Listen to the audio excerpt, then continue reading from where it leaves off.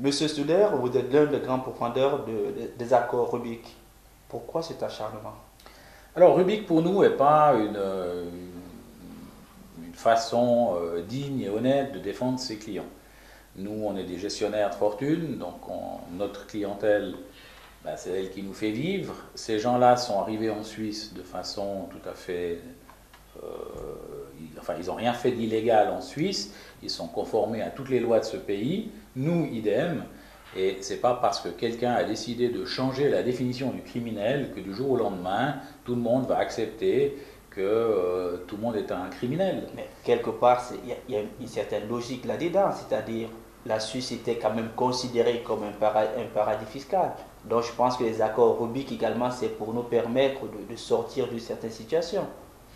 Alors, on a vu avec les banquiers privés pourquoi ils l'ont fait.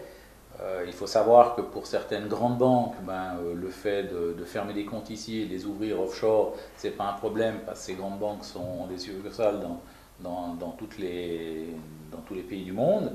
Le problème, c'est pour les petites banques qui sont là. Or, cet argent-là n'est pas de l'argent criminel. C'est de l'argent que des gens ont gagné à la sueur Pas toujours. de leur front. Alors, si c'est criminel, à ce moment-là, il y a des procédures qui font, et d'ailleurs la profession s'est battue depuis des années a souscrit largement à cette idée d'empêcher l'argent vraiment frauduleux de l'extorsion de fonds, des rapts, des choses criminelles de pouvoir circuler. Donc ça, il y a une unanimité là derrière.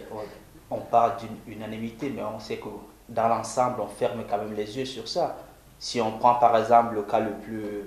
Dans certains pays africains, ces chefs de gouvernement africains qui viennent par exemple déposer leur argent ici, on sait que leur argent vient quand même de fonds très frauduleux.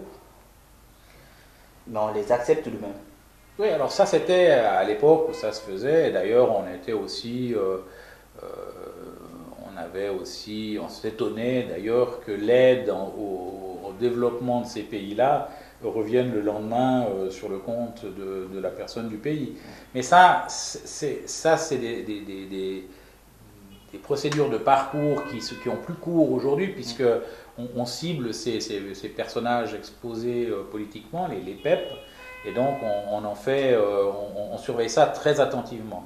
Donc c'est pas le souci là. Ceci dit, si je veux rebondir sur votre question, on peut très bien aussi voir le bon côté des choses. C'est qu'avec des gens comme Marcos, avec Abacha, les fonds étaient en Suisse. Donc le pays a pu récupérer cet argent-là grâce au fait que cet argent était en Suisse. Dès que le président du pays a été changé, que démocratiquement il y en a eu un autre, puis que ça s'est avéré être criminel, il y a eu une procédure et cet argent a été gelé. Il n'a pas pu disparaître, ce qui est déjà un bon signe, et puis il a pu revenir au peuple du pays concerné. Ce qui n'est plus le cas aujourd'hui. Mais les accords Rubik, c'était justement pour régler le passé. Non, les accords Rubik touchent le client lambda, l'épargnant qui a mis ou qui n'a pas tout déclaré. Nous, notre problème, ce n'est pas de savoir si le client a déclaré. Nous, on est des gestionnaires. Nous, ce client, il a un compte dans une banque. La banque a fait son devoir de due diligence, savoir si cet argent est propre ou pas propre. Déclarer ou pas déclarer, c'est pas qu'il est propre ou pas propre, ça regarde théoriquement pas la banque, même si le nouveau standard est de faire autrement. Et puis après, nous, on gère cet argent. Donc nous, on n'est pas considéré, on n'est pas concerné par les mesures purement bancaires. Nous, ce qui nous intéresse, c'est de faire de l'investissement, d'essayer de faire le moins d'erreurs possible dans nos décisions de gestion, et puis de faire la meilleure profitabilité pour le compte. Ça, c'est notre boulot de gestionnaire. On n'est pas des blanchisseurs. C'est pas notre métier. Et on n'est pas non plus, on n'a pas les moyens d'Interpol d'aller, et c'est pas notre rôle, d'aller investiguer pour savoir d'où vient cet argent. Parce qu'on peut monter en génération, puis te dire, mais de cette fortune-là, comment on l'a faite et donc, des grandes fortunes de ce monde n'auraient peut-être plus, si on creuse aussi loin, on peut aller chercher très loin. Mais en 2 mots, alors, quelle serait l'alternative à Rubik? Alors, nous, on a planché dessus avec... Quand vous dites nous, c'est qui? Alors, c'est le club gestionnaire. Le club gestionnaire, ça a été constitué en octobre 2005, avec des gens qui voyaient que ça évoluait dans un sens qui n'était pas tout à fait satisfaisant, et on a pris en main un certain nombre d'avoir une vision sur le futur, hein, pour essayer d'anticiper, puisque le rôle du gestionnaire, c'est d'anticiper ce qu'il va faire.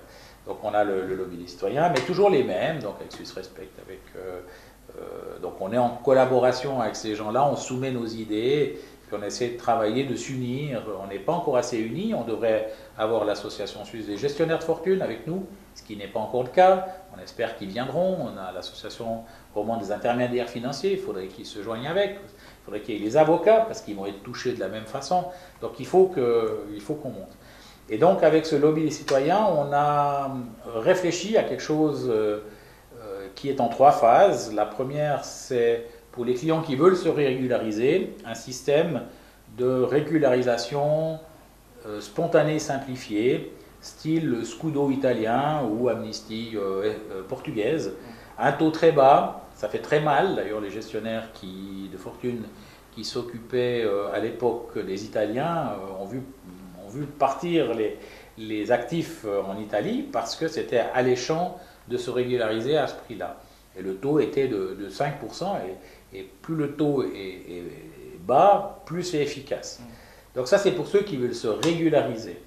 Et le principe, c'est pas d'embêter les gens avec des procédures longues et fastidieuses, mais de pouvoir tout de suite, avec la présentation d'une pièce d'identité, de l'ayant droit économique et de l'estimation, pouvoir dire on taxe 5% là-dessus, et le lendemain, c'est auprès du gouvernement. C'est cette rapidité qui plaît dans cette variante-là. Après, pour des raisons X, il y a ceux qui ne veulent pas se mettre en conformité, mais ceux-là, comme ils viennent souvent de pays dont l'endettement est très important, ils ne participent pas à l'effort solidaire du pays de s'en sortir. Donc ceux-là, on admet qu'ils devraient pouvoir jouer leur rôle. Et donc, on a concocté un projet de dire tous les clients non résidents, je prends le cas italien parce que c'est avec l'Italie qu'on l'a travaillé, tous les clients italiens non résidents qui auraient de l'argent non déclaré doivent prendre 25%, 20 à 25% de leur portefeuille en obligation de leur pays à taux zéro pendant 10-15 ans. Ça équivaut à peu près entre 10 et 20% d'imposition, mais pas sur le capital, sur des intérêts futurs non touchés. Donc c'est pas douloureux, et puis l'État, lui, profite d'un financement à moyen terme, et on touche au nerf de la guerre qui est les spreads. Ce qui tue les pays du sud de l'Europe, c'est les spreads, et c'est là-dessus qu'il faut arriver.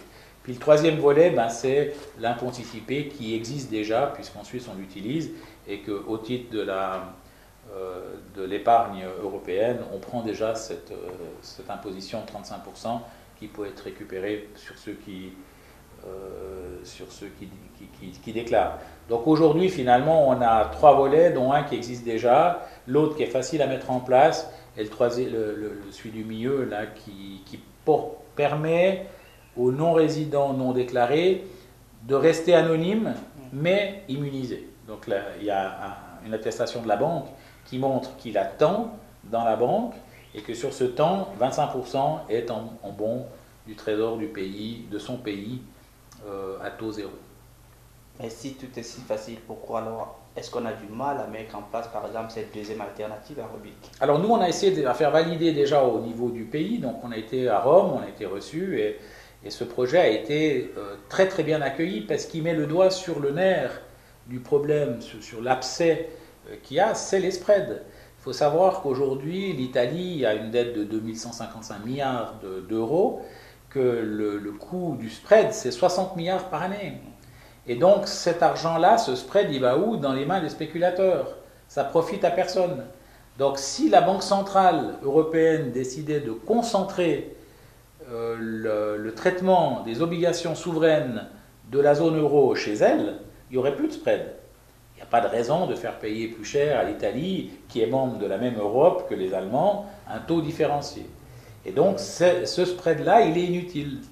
Et donc on affame des pays, on met des populations en ébullition, qui est un risque de clash social important, uniquement pour un problème dogmatique, parce qu'on ne veut pas réfléchir autrement.